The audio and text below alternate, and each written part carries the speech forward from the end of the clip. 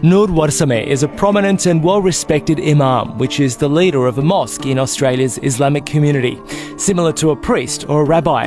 Noor was married and has a young daughter, and for decades he's lived for his religion, holding onto a secret. Noor is now Australia's first openly gay imam.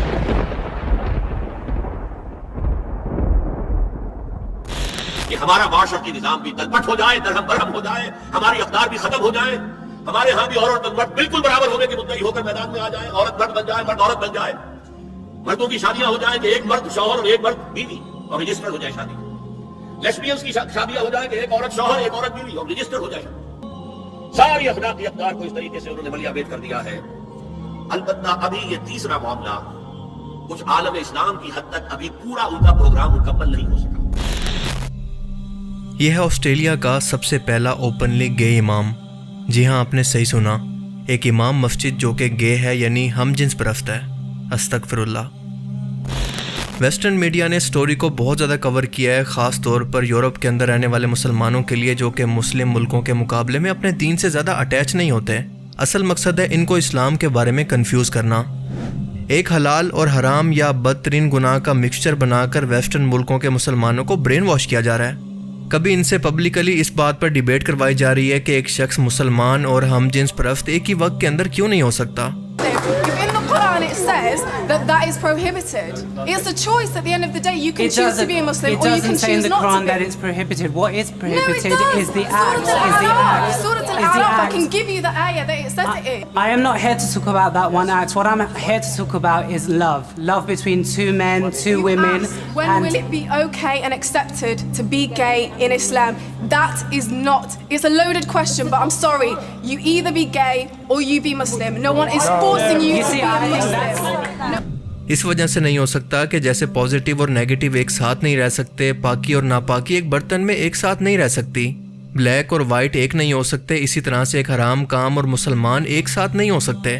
اور وہ بھی عام مسلمان نہیں بلکہ ایک امام مسجد جو کہ کئی سو لوگوں کی امامت کرواتا ہے. وہ نہ صرف یہ بدترین گناہ خود کر رہا ہے بلکہ باقی مسلمانوں کو بھی موٹیویٹ کر رہا ہے کہ وہ بھی اس کو برا نہ سمجھیں، اور یہ عمل اس کے گناہ کو اور بھی کئی گنا زیادہ سنگین بنا دیتا ہے.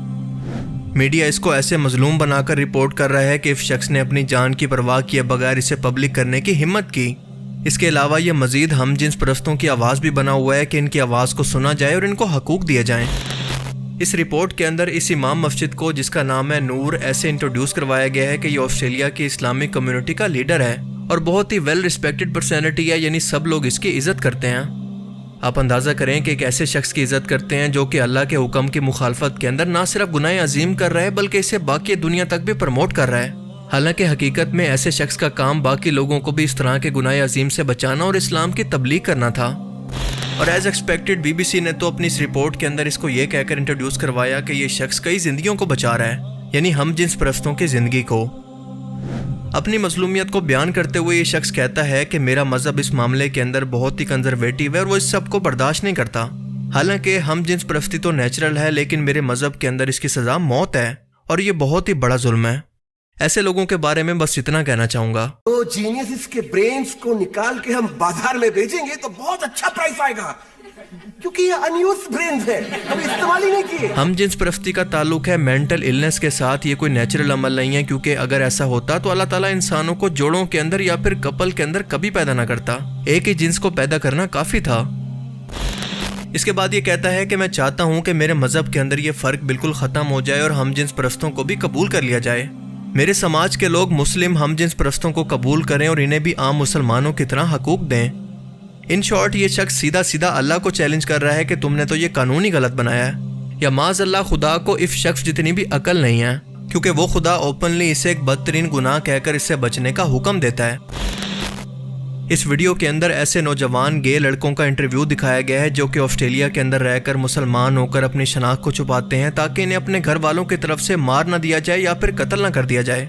اور اس ڈاکومنٹری کے تھیم کے مطابق یہ بہت ہی مظلوم لوگ ہیں، جن میں سے ایک کا نام ہے محمد اور دوسرے کا نام ہے مصطفیٰ. یعنی چن کر رسول صلی اللہ علیہ وسلم کے نام کی توہین ان لوگوں کے نام کے ساتھ جوڑ کر کی جا رہی ہے. Mustafa and Muhammad, not their real names, are both gay and Muslim.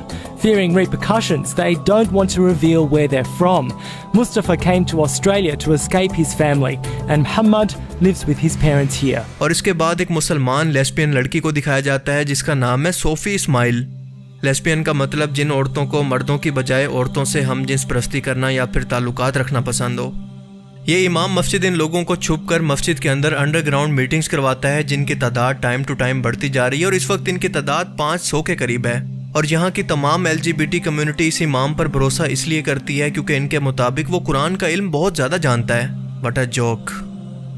اور ان کے مطابق یہ ان لوگوں کی مدد کر رہا ہے جن کی شادیاں ان کے والدین زبردستی کپل کی صورت کروا دیتے ہیں لیکن وہ شادی کو جائز نہیں سمجھتے بلکہ ایک جیل سمجھتے ہیں جس سے نکلنا ناممکن ہو جاتا ہے. شیطان نے ان لوگوں کے دماغ کو اتنا ہائی جیک کر لیا ہے کہ انہیں صحیح اور غلط کی پہچان ہی بھلوا دی ہے. ان لوگوں کو یہی سمجھ نہیں آ رہا کہ کیسے وہ شیطان اس کمیونٹی کا اتحاد، اس کا فیملی سسٹم ٹکڑے ٹکڑے کروا رہا ہے جسے جوڑنے کے لیے اللہ نے انہیں جوڑے کی صورت پیدا کیا. مرد اور عورت کی الگ الگ ذمہ داریاں رکھی اور اپنے گھر کے اندر بھی ایک لباس، ایک کعبہ، ایک خدا کے سامنے اکٹھا ہونے کا حکم دیا تاکہ ان کا اتحاد کوئی بھی توڑ نہ سکے. لیکن یہ لوگ گمراہی کے اندر اتنا آگے جا چکے ہیں کہ ان لوگوں نے ایک نئی ٹرم انٹروڈیوس کروا دی ہے جس کا نام ہے گے مسلم. ان لوگوں کی خواہش ہے کہ ان کی روحانیت اور ان کی سیکشولیٹی ایک ہو جائے جو کہ بالکل ناممکن ہے. ان دونوں میں سے کوئی ایک ہی چیز باقی رہ سکتی ہے. نور کہتا ہے کہ میری طرح کے اور بھی بہت امام مسجد ہیں جو کہ اوپنلی اپنی گے شناخت اس لیے چھپا رہے ہیں کیونکہ ان کو اپنی جان کا خطرہ ہے. یعنی اس ویڈیو کے ذریعے ان کا مقصد مسلم کمیونٹی کے اندر ایک نیا فتنہ کھڑا کرنا ہے. جو شخص خود کو مسلمان کہے اس کا مطلب ہے کہ وہ اپنی خواہشات کو اللہ کے حکم کے حوالے کر رہا ہے اور اس لحاظ سے یہ لوگ مسلمان کیسے ہو سکتے ہیں. انفیکٹ ان لوگوں کو اپنا خود کا نیا مذہب بنا لینا چاہیے اور اس کا نام رکھ لینا چاہیے گے مسلمز. لیکن یہ خود کو مسلمان کہہ کر باقی مسلمانوں کو کنفیوز کر رہے ہیں. بالکل اسی طرح سے جیسے امریکہ کے اندر ایک آرگنائزیشن موجود ہے جس کا نام ہے مسلم ود پروگریسو ویلیوز.